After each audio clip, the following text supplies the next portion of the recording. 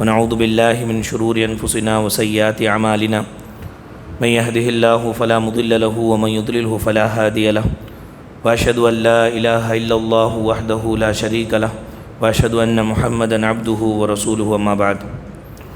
محترم بھائیوں، پیاری ماں اور بہنوں، الحمدللہ آج کو ہمارے 18 روزے مکمل ہوئے۔ اللہ رب العالمین سے دعا ہے کہ اللہ تعالی ہمارے روزوں کو قبول فرمائے، ہماری عبادتوں کو قبول فرمائے، ما بقیہ روزے صحت و سلامتی کے ساتھ اللہ تعالی ہمیں رکھنے کی توفیق عطا فرمائے، آمین۔ قد افلح یہ 18واں پارہ ہے۔ اس کے اندر بھی اللہ رب العالمین نے بہت ساری باتیں بتلائی ہیں۔ چند باتیں انشاءاللہ آج کے اس درس میں ہم معلوم کریں گے۔ اس پارے کی شروعات میں اس بات کا تذکرہ اللہ رب العالمین نے فرمایا کہ جو بھی آدمی محمد صلی اللہ علیہ وسلم کو مان لیتے ہیں ان میں یہ 8 صفات پیدا ہو جاتی ہے، 8 عادتیں ان کے اندر آ جاتی ہے، اور یہ 8 عادتیں دنیا میں اور آخرت میں کامیابی کا سب سے بڑا ذریعہ ہے۔ کون سی عادتیں؟ ایمان مضبوط ہو جاتا ہے۔ اللہ کے رسول صلی اللہ علیہ وسلم پر ایمان لانے والوں میں ایک صفت کہ ایمانیات ان کے مضبوط ہو جاتے ہیں۔ اللہ پر ایمان، اس کے رسولوں پر ایمان، آخرت کے دن پر ایمان، جنت اور جہنم پر ایمان، تقدیر پر ایمان مضبوط ہو جاتا ہے۔ اور یہ نمازوں میں بڑی خشوع اور خضوع کے ساتھ نماز پڑھتے ہیں۔ نماز کے اندر خشوع اور خضوع ان کا ہوتا ہے۔ لغو اور بیکار کی کاموں میں، بیکار کے باتوں سے یہ دور رہتے ہیں۔ ہر وہ کام کرتے ہیں جس سے ان کو کوئی دنیا کا فائدہ ہو یا کوئی دین کا فائدہ ہو۔ بیکار کی چیزوں میں، بحثوں میں، باتوں میں نہیں پڑتے۔ اور چوتھی چیز، اللہ رب العالمین نے جو بھی ان کو مال دیا، مال کی زکوٰۃ کی ادائیگی یہ کرتے ہیں، اور عفت اور پاک دامنی کے ساتھ رہتے ہیں، اپنی حفاظت کرتے ہیں۔ اس کے بعد جو بھی امانت ان کو دی جائے یہ بڑے امانت دار ہوتے ہیں، امانت داری ان کے اندر آ جاتی ہے، اور وعدے کو پورا کرنا بھی ان کے اندر یہ بات پوری ہو جاتی ہے۔ ایفا عہد ہے، وعدے کو پورا کرنا، جو بھی عہد کیے اس کو پورا کرتے ہیں۔ اور 8ویں بات، نمازوں کی حفاظت کرتے ہیں، یعنی 5 وقتہ نماز وقت پر پڑھتے ہیں۔ یہ 8 صفات ہیں جن کے اندر آ جائیں، یعنی آہستہ آہستہ اگر ہمارے نبی پر ہمارا ایمان ہے تو آہستہ آہستہ ان صفات کے اندر ہم آگے بڑھتے جائیں گے، اور یہی وہ صفات ہیں جن کے ذریعے سے ہم دنیا اور آخرت میں کامیابی حاصل کر سکتے ہیں۔ اللہ رب العالمین نے فرمایا اولئک ھم الوارثون الذین یرثون الفردوس ھم فیھا خالدون۔ یہی وہ لوگ ہیں جن کو اللہ رب العالمین جنت کی وراثت عطا فرمائیں گے، فردوس میں اللہ تعالیٰ ان کو جگہ عطا فرمائیں گے۔ یہ 8 کام ہم لوگوں کو کثرت سے کرتے رہنا چاہیے، ہمیشہ ایمان مضبوط کرتے رہیں۔ نماز جب بھی پڑھیں خشوع و خضوع کے ساتھ پڑھیں۔ 40 رکعت اگر کوئی پڑھتا ہے اس میں خشوع اور خضوع نہیں ہے، عاجزی نہیں ہے، انکساری نہیں ہے، جھکاؤ نہیں ہے، دل کا میلان اللہ کی طرف نہیں ہے، تو 40 رکعت بھی بیکار ہے۔ لیکن 2 رکعت ہی صحیح، آپ اچھے انداز میں خشوع اور خضوع کے ساتھ، جی حضوری کے ساتھ اگر ہم پڑھیں گے تو اس 2 رکعت کی بڑی اہمیت ہے۔ چنانچہ دل کی خشوع اور خضوع کے ساتھ نماز کو پڑھنے کی عادت ڈالیں۔ اس کے بعد اس پارے میں اللہ تعالیٰ نے حلال کمائی کھانے کا حکم دیا۔ فرمایا کہ نیک عمل کا آغاز حلال کمائی سے ہوتا ہے۔ عقل حلال ہی سے انسان کو نیک عمل کرنے کی توفیق ملتی ہے۔ کتنے بھائی ایسے ہیں جو مسلمان ہیں لیکن عبادت نہیں کرتے۔ کیوں عبادت نہیں کرتے؟ ان کا دل نہیں لگتا۔ دل کیوں نہیں لگتا؟ آپ جھانک کر کے دیکھیں ان کی زندگی میں، وہ خود جھانک لے کہ کہیں نہ کہیں حرام کمائی کا دخل ان کے اندر رہے گا۔ حرام کمائی اگر ہمارے پاس ہے، عبادتوں میں من نہیں لگتا۔ بہت بڑا تعلق ہے نیک عمل کا حلال کمائی کے ساتھ۔ اسی لیے اللہ تعالیٰ نے رسولوں کو حکم دیتے ہوئے رسولوں کے واسطے سے ساری امت کو یہ حکم دیا، یا ایھا الرسل کلوا من الطیبات واعملوا صالحا۔ رسولو پاکیزہ چیزیں کھاؤ، حلال چیزیں کھاؤ، نیک عمل کرو، انی بما تعملون علیم۔ جو تم کرتے ہو وہ سب میں جانتا ہوں، کیا کماتے ہو، کیسے کماتے ہو، یہ سب میں جانتا ہوں۔ اس کے بعد اللہ تعالیٰ نے، یہ مشرکین ہمارے نبی کی بات کو نہیں مان رہے تھے، حالانکہ ہمارے نبی کے اخلاق سب سے بلند تھے، سب جانتے تھے یہ، اور اس کی گواہی بھی دیتے تھے، اور کوئی نئی چیز بھی لا کر کے ہمارے نبی نے پیش نہیں کیا، بلکہ حضرت عیسیٰ علیہ السلام، حضرت موسیٰ علیہ السلام، آپ سے پہلے جتنے انبیاء آئے سب انبیاء کی یہی دعوت تھی جو ہمارے نبی کی دعوت تھی۔ اور یہ جو مکے کے مشرکین اور کافر ہمارے نبی کو جو مجنون کہتے تھے، دل کے اندر وہ یہ بھی مانتے تھے کہ وہ مجنون نہیں ہے، منہ سے باتیں بولتے تھے دیوانہ ہے، پاگل ہے بول کر، لیکن دلی اعتبار سے وہ یہ سمجھتے تھے کہ زبان بڑی میٹھی ہے، کوئی بھی اگر اس سے لگ جاتا ہے محمد صلی اللہ علیہ وسلم سے تو پھر ان کا ہو کر کے رہ جاتا ہے. اسی لیے لوگوں کو اللہ کے رسول سے دور رکھتے تھے. بولتے تھے کہ اس کی زبان سے قرآن مت سنو، جو بھی آدمی قرآن سنے گا قرآن اس پر غالب آ جائے گا. تو معلوم تھا کافروں کو، مشرکوں کو کہ ہمارے نبی پاگل نہیں ہیں. لوگوں کو بولتے تھے پاگل ہے، پاگل پگلی، پاگل جیسی باتیں کر رہا ہے، زبان سے بولتے تھے، دل اس کی تصدیق نہیں کرتا تھا. دل کو مانتے تھے یہ کہ بڑا عقل مند انسان ہے. لیکن میرے بھائیوں، اور اس لیے بھی اللہ کے رسول کی بات کو نہیں مان رہے تھے کہ اللہ کے رسول معاوضہ لے رہے ہیں. یہ اللہ کے رسول جو بھی دعوت کا کام کر رہے ہیں اس پر اجرت لے رہے ہیں، پیسے لے رہے ہیں، تو پیسے دینے کے لیے ہمارے پاس پیسے نہیں ہے اس لیے ہم تمہاری بات کو نہیں مانتے. ایسی بھی بات نہیں ہے. اللہ رب العالمین نے اس کی اصل وجہ بتلائی. اصل وجہ یہ ہے کہ جو محمد صلی اللہ علیہ وسلم حق بات بول رہے ہیں نا، یہ حق بات ان کے خواہشات کے خلاف ہے. وہ یہ خواہشات کو چھوڑنا نہیں چاہتے، اس لیے محمد صلی اللہ علیہ وسلم کی بات کو مختلف بہانے بنا کر کے جھٹلا دیتے ہیں. اصل چیز یہ ہے، ان کی خواہش الگ ہوتی ہے اور حق بات الگ ہوتی ہے. چنانچہ اب حق پر اگر عمل کرنے لگ جائیں تو خواہشات کو چھوڑنا پڑتا ہے، اور خواہشات کو چھوڑنا ان کے بس کی بات نہیں تھی. اسی لیے یہ لوگ محمد صلی اللہ علیہ وسلم کی باتوں کو مختلف بہانوں سے چھوڑ دیتے تھے. فرمایا وَلَوِ اتَّبَعَ الْحَقُّ أَهْوَاءَهُمْ لَفَسَدَتِ السَّمَاوَاتُ وَالْأَرْضُ وَمَنْ فِيهِنَّ. اگر وَلَوِ اتَّبَعَ الْحَقُّ أَهْوَاءَهُمْ، حق ان کے خواہش کے برابر ہو جاتا تو زمین اور آسمان کے اندر فساد آ جاتا. حق الگ ہے، ان کی خواہشات الگ ہیں. یہ لوگ ایمان اس لیے نہیں لا رہے ہیں، محمد صلی اللہ علیہ وسلم کو اس لیے نہیں مان رہے ہیں کیونکہ خواہشات کی قربانی کرنی پڑتی ہے. آج بھی کتنے مسلمان ایسے ہیں جو خواہش پرست ہیں، خواہشات پر عمل کرتے ہیں. اللہ اور اس کے رسول کی بات جب آتی ہے تو ان کی خواہش کے برابر جو بات رہتی ہے وہ لے لیتے ہیں، اور جو ان کے خواہش کے خلاف رہتی ہے اس کو جو ہے چھوڑ دیتے ہیں اور خواہش پر ہی عمل کرتے ہیں. میٹھا میٹھا ہاپ ہاپ کر لیتے ہیں، کڑوا کڑوا تھو تھو کر دیتے ہیں. یہ اسلام کا مزاج نہیں ہے. اللہ رب العالمین نے فرمایا کہ ادخلوا فی السلم کافہ، پورے کے پورے اسلام کے اندر داخل ہو جاؤ. یہ قربانیاں جو تم کر رہے ہو یہ اصل میں آخرت کے لیے بہت بڑا اجر ہے. دوسرے طریقے سے اللہ تعالیٰ آپ کی جائز خواہشات کو پورا کر دے گا. اگر یہ چیز منع ہے اس لیے ہم چھوڑ رہے ہیں، اللہ کے لیے اگر کوئی آدمی چھوڑتا ہے تو بہترین بدلہ اللہ تعالیٰ اس کو دیتا ہے. چنانچہ اس کے بعد اللہ تعالیٰ نے آئلی نظام کی درستگی کے کچھ قوانین بتلائے. گھریلو نظام، خاندانی نظام کی درستگی کے لیے سب سے بری چیز زنا کاری ہے. یہ بہت بڑا گناہ ہے. غیر شادی شدہ اگر کوئی زنا کرتا ہے 100 کوڑے اس کو مارے جائیں گے اور اس کو جلا وطن کیا جائے گا.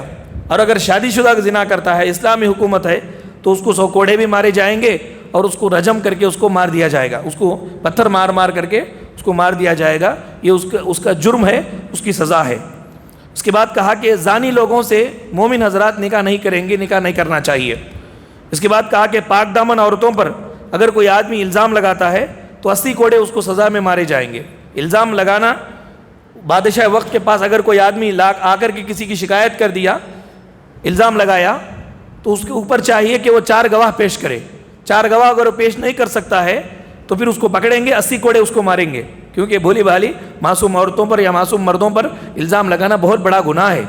4 گواہ اگر نہیں ہے تو بات بھی نہیں کرنی چاہیے. اگر کوئی بات کرتا ہے، گواہ نہیں ہے اس کے پاس، تو پھر 80 کوڑے، اسلامی حکومت ہے تو 80 کوڑے اس کو مارے جائیں گے. یہ سزا ہے. عزت کی بڑی اہمیت ہے اسلام کے اندر. خواہ عزت کے اوپر ہاتھ ڈالنا، کسی کو بھی تو یعنی الزام لگا کر کے ان کو ذلیل کرنے کی کوشش کرنا، اللہ کے نزدیک کعبے کی عزت سے بھی بڑھ کر کے عزت ہے ایک انسان کی، ایک مومن آدمی کی. اس کی حفاظت کرنے کے لیے اللہ تعالیٰ نے یہ قانون بتلایا. اس کے بعد کہا کہ شوہر بیوی پر اگر الزام لگائے کہ بیوی بدکار ہے، بدچلن ہے، اس کے پاس کوئی گواہ نہیں ہے، تو ایسے موقع پر اللہ رب العالمین نے لعان کا حکم دیا. لعان کہتے ہیں کہ مجلس کے اندر اس کو بٹھایا جائے گا، عورت کو بھی مرد کو بھی 4 مرتبہ قسمیں کھا کر کے بولیں گے کہ میں نے صحیح دیکھا ہے، صحیح دیکھا ہے. 5ویں مرتبہ بولیں گے کہ اگر میں جھوٹا ہوں تو یعنی میرے اوپر عذاب ہے. اس طرح قسمیں کھلا کر کے میاں بیوی کو الگ کر دیں گے. 1 مہینہ عدت گزارنے کے بعد وہ عورت دوسری شادی کر لے گی اور یہ مرد آدمی دوسری شادی کر سکتا ہے. یہ لعان کا حکم اللہ تعالیٰ نے اس بارے میں بتلایا. اس کے بعد یہ کہا کہ زنا کے لیے جو ذرائع ہیں وہ ذرائعوں میں سے بڑا ذریعہ جو ہے سب سے بڑے آنکھ کے ذریعے سے ہوتا ہے. چنانچہ کسی بھی گھر کو اگر آپ جائیں تو گھر کے اندر جانے کے کچھ آداب اللہ تعالیٰ نے بتلائے. ان آداب کا اگر لحاظ رکھیں گے تو برائی سے ہم بہت دور رہیں گے، برائیوں سے بہت دور رہیں گے. آداب کیا ہے گھر میں جانے کے؟ پہلے یہ دیکھ لیں کہ گھر والے ہم سے راضی ہے یا نہیں. بعض لوگ رہتے ہیں ہمارا ان کے گھر میں جانا پسند نہیں رہتا تو زبردستی جانا بھی نہیں چاہیے. پہلے ہم دیکھ لیں. دوسری بات یہ ہے کہ جب بھی جائیں سلام کریں. 2 طرح کا سلام ہے. ایک تو اجازت کا سلام, تو اجازت ملنے کے بعد اندر جاتے وقت سلام کریں, اجازت لیں. اجازت لیتے وقت بھی بالکل دروازے کے سیدھا کھڑے ہو کر کے جھانکتے نہ رہیں کہ اندر کیا کر رہے ہیں, بلکہ سلام کر کے دائیں بازو یا بائیں بازو کھڑے ہو جائیں. اور اگر اندر سے آواز آئے چلے جاؤ, خاموش چلے جائیں, بحث نہ کریں, حجت نہ کریں. اور اگر اندر سے سوال آئے کہ کون ہے تو میں نہ بولیں, بلکہ نام بولیں.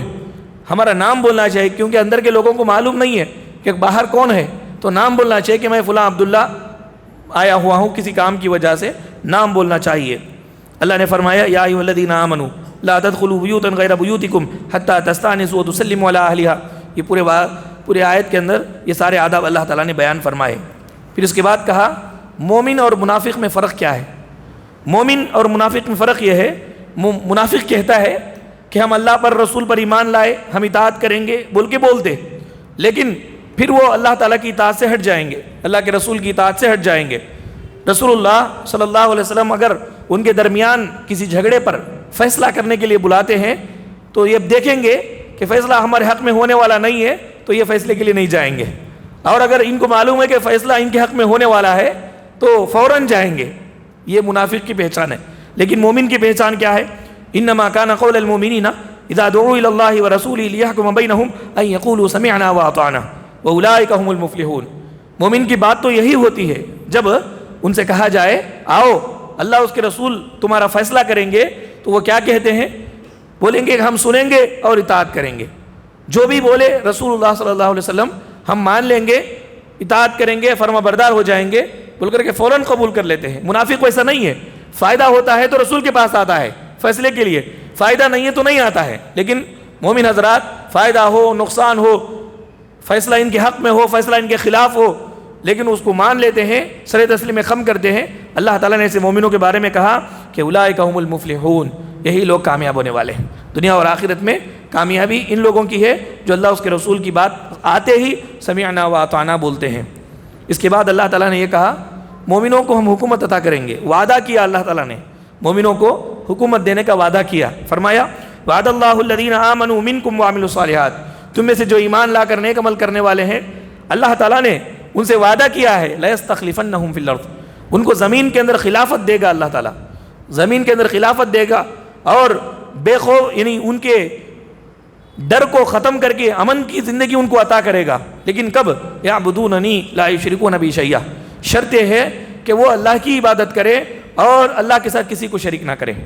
آپ دیکھیں اسلامی حکومت قائم کرنے کے لیے محنت کرتے ہوئے جینا, اس راستے میں محنت کرتے ہوئے جئیں گے, مر جائیں گے تو اللہ کے سامنے کچھ جواب دے سکیں گے, ایسی کوئی چیز نہیں ہے. بلکہ یہ حکومت جو ہم کو ملے گی یہ اللہ کا عطیہ ہے, اللہ کا انعام ہے, اللہ کا تحفہ ہے, عبادت کے نتیجے میں اللہ تعالیٰ دینے والا ہے. صرف اکیلے اسلامی حکومت کو قائم کرنے کے لیے محنت کرنے کی بات اللہ تعالیٰ نے نہیں کہی. حکومت جو اللہ تعالیٰ ہمیں دیتا ہے یہ وہابی ہے, یہ عطیہ ہے, یہ نتیجے میں دیتا ہے اللہ تعالیٰ, عبادت کے نتیجے میں دیتا ہے. ہم کو چاہیے کہ ہم اللہ تعالیٰ کی عبادت کریں, توحید کی دعوت کو عام کریں, شرک سے روکیں, شرک سے بچے رہیں.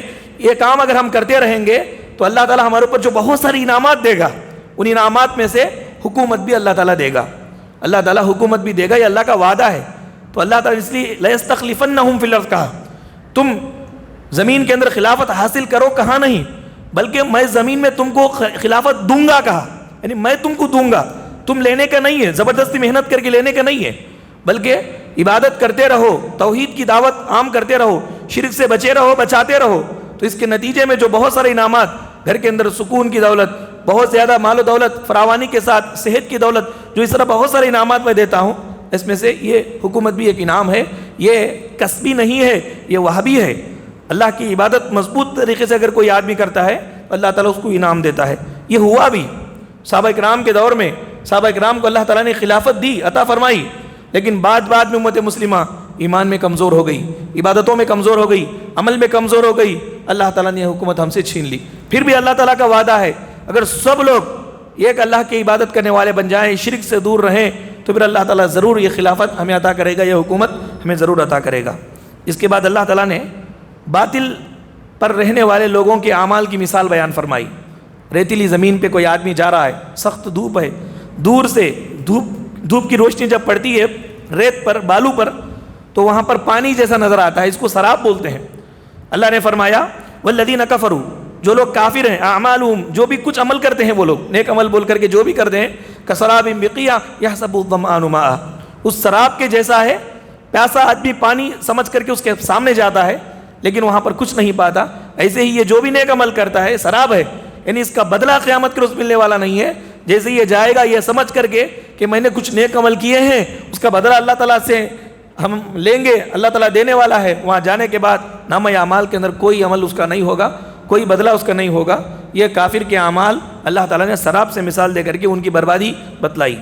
اس کے بعد کہا آپ اپنی زندگی میں، چاہے وہ معاشرتی زندگی ہو، گھریلو زندگی ہو، یا اسی طرح سے عالمی طور پر ہم رہتے ہوں، اللہ کے رسول کی مخالفت اگر ہم کرتے ہوں تو پھر انجام بہت برا ہے.